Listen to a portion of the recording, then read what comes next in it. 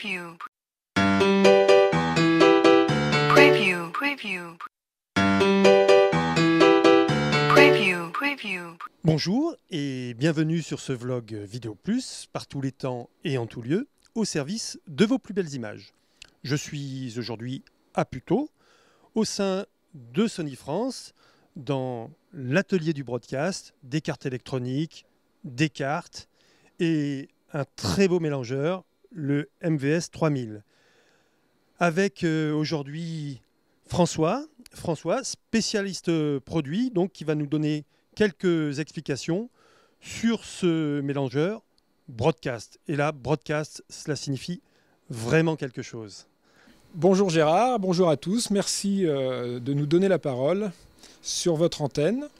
Donc, pour commencer, le MVS 3000, c'est un mélangeur de mix-effets de 32 entrées, 16 sorties assignables. Alors, le mot assignable est très important car, Gérard, tu vas pouvoir diriger l'ensemble des sources et sorties du mélangeur sur n'importe quelle sortie physique. Donc, c'est un plus en termes de flexibilité. Les entrées sont toutes SDI. Et au sein des 16 sorties, on peut avoir 2 sorties dédiées pour du multiview. Donc multiview en 4, 10 ou 16 fenêtres. Maintenant, on peut s'attarder quelques instants sur le pupitre. Avec le MVS 3000A, 3 pupitres sont disponibles. L'ICP 3016 avec donc 16 boutons. L'ICP 3000, 24 boutons et 24 boutons courts. Et enfin l'ICP 6520 qui a toujours 24 boutons mais en panel plus long. Donc qui va permettre à un réalisateur et un truquiste de travailler simultanément sur cette machine. En termes de fonctionnalité maintenant, d'une manière un peu plus profonde dans la machine, chaque mix-effet possède 4 keyers. Ces 4 keys sont complets, c'est-à-dire luminance linéaire, chroma key, color vector key et key wipe pattern, donc un ensemble de fonctionnalités très importantes, ainsi que 2 resizers sur les keys 1 et 2. Alors, les resizers sont 2D&demi, ce qui signifie que l'on peut faire une rotation en X et en Y sur ce resizer. Sur ce resizer, on pourra également rajouter un peu de défocus ou de mosaïque en cas d'effet un peu spécifique. Ouais. Sur le MVS 3000A, plusieurs options sont disponibles. La première, l'écran tactile ICP 6511. Donc avec cet ICP 6511, on a un accès plus rapide et direct au menu du mélangeur. Donc MKS 6570 qui est la carte DME 2D 3D cette fois-ci, avec un ensemble réglage pour l'image de fonctionnalités assez puissantes au niveau du process. Également une carte de conversion de format pour éventuellement adapter sur certains signaux qui ne sont pas encore HD ou alors qui ne sont pas synchronisés par l'ensemble de la régie. Comme je l'ai dit tout à l'heure, le mix-effet a 4 keyers et également un bus secondaire qu'on appelle bus utility. Ce bus va permettre éventuellement d'habiller un volet ou alors en mode multiprogramme de faire un second background, donc un deuxième fond. Alors j'ai parlé de multiprogramme parce que le mélangeur MVS sur chaque ME a la possibilité de travailler en 2 modes de fonctionnement. Un mode standard sur lequel tu peux avoir 4 sorties fixes, un programme, un preview, un key preview, donc pour la visualisation des keys, et un clean. En mode, bon, ces signaux-là ne sont pas modifiables en mode standard. Par contre, en mode multiprogramme, on a la possibilité de créer jusqu'à 4 PGM différents.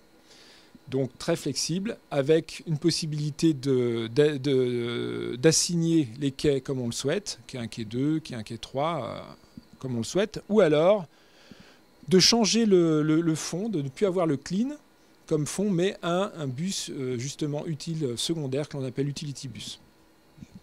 Donc sur un mix effet, on peut comme ça générer jusqu'à 4 signaux différents. Concernant les keyers, on a parlé de caractéristiques tout à l'heure. Donc luminance, chaque key possède un chroma key, que ce soit sur le ME1 ou sur le PP. Les masques, bien entendu, se retrouvent sur chaque keyer également. On retrouve les masques sur chaque quai de chaque ME et du PP également. Concernant l'habillage, donc une carte Frame Memory est intégrée d'office en standard dans le MVS 3000A. Cette carte supporte jusqu'à 1030 images en HD ou 4800 images en SD. Cette carte supporte images fixes ou clips animés de manière complètement indépendante. Elle possède 2 canaux d'entrée pour l'acquisition de flux vidéo SDI ou alors 8 canaux de sortie que l'on peut faire fonctionner séparément ou par paire, fil clé. Ces signaux sont disponibles sur l'ensemble des bus du MVS, aussi bien les MX effets que les bus auxiliaires. Ils peuvent être utilisés pour du logo animé, pour de l'image fixe, ou alors pour de la transition animée par clip. Donc dans le module de transition du MVS, une nouvelle fonction est apparue il y a quelques années, 2-3 ans, qui s'appelle la clip transition. Sur ce clip transition, on a la possibilité de jouer à la fois la transition du background et le graphique simultanément. Donc c'est très pratique pour toute la partie transition graphique. Cette partie clip transition peut être sauvegardée par un snapshot et rappelée très rapidement via un événement macro ou un événement shotbox. Au niveau des mémoires, le mélangeur est constitué de régions, une vingtaine de régions approximativement. Sur chaque région, 99 registres sont disponibles pour la mémorisation d'effets différents. Donc on appelle ces effets des snapshots. Donc c'est une photographie finalement de la région à un instant donné.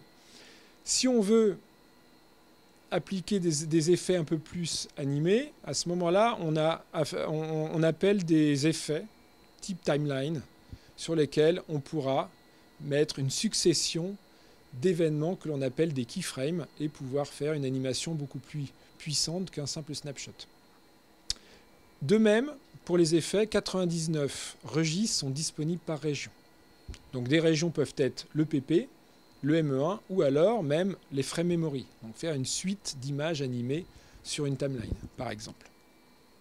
Enfin, le must, la macro, qui elle permet de à la fois rappeler un snapshot, un effet ou alors un événement du panel, mais aussi du menu.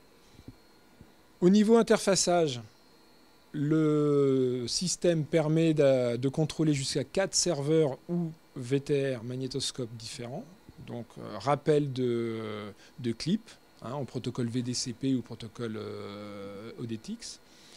Et également envoi de serveurs en lecture, faire des queues à des timecodes précis. La partie TOLI étant soit directement affichée sur la partie multiview, soit en sortie via un signal serial tally qui peut être décodé par n'importe quel système de TOLI. Le MVS 3000A accueille une carte DME 2D 3D avec des effets identiques à ce que l'on connaît sur les mélangeurs de plus haut de gamme. 2 canaux sont disponibles avec des effets type sparkle, linéaire, corner pinning, blur, effet film, glow, donc tous les effets disponibles pour variété et autres applications. Le MVS aujourd'hui est utilisé dans le monde à plus de 3500 unités, en France à plus d'une soixantaine d'unités, principalement en régie fixe, mais aussi en régie mobile, car régie flycase. Donc pourquoi? Parce que ce mélangeur a la particularité d'être très flexible, entrée-sortie, capacité à mémoriser des actions, à pouvoir les rappeler et également à pouvoir les éditer et les modifier pendant le live. Donc on a parlé des macros, l'éditeur de macros offline est un exemple important dans ce domaine. Les écoles se sont également équipées de la série MVS DVS. On retrouve au lycée Viette à Besançon et dans d'autres établissements des mélangeurs de ce type ou au moins ayant la même philosophie. Voilà, François, je te remercie de ces explications. Chers clients, je vous dis à bientôt pour une autre vidéo. Preview, preview.